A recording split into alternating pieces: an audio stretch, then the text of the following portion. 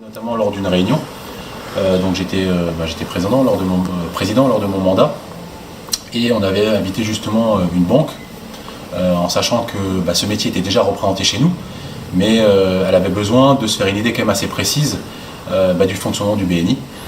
Donc elle a eu l'occasion de se présenter, d'intervenir, et à l'issue de cette réunion, j'ai eu l'occasion d'échanger un petit peu avec elle sur ses sensations et l'idée à la fin de la réunion de ce qu'elle se faisait justement de notre groupe. Et elle m'a dit que c'était super, qu'elle avait vraiment apprécié, elle avait été bien reçue, le concept lui plaisait bien.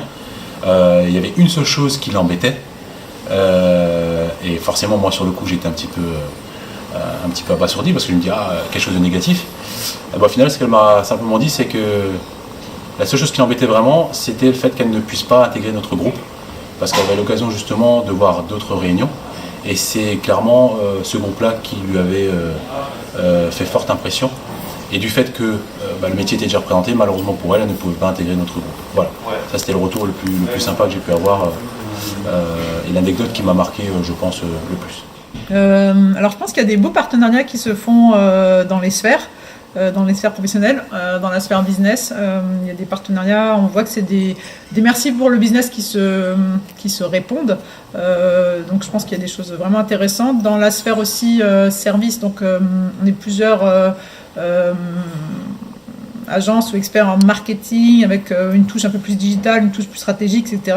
Et c'est vrai que ça nous permet aussi de répondre à des offres globales sur des aspects peut-être plus sur des problématiques clients plus fortes, en tout cas plus globales. J'en ai deux.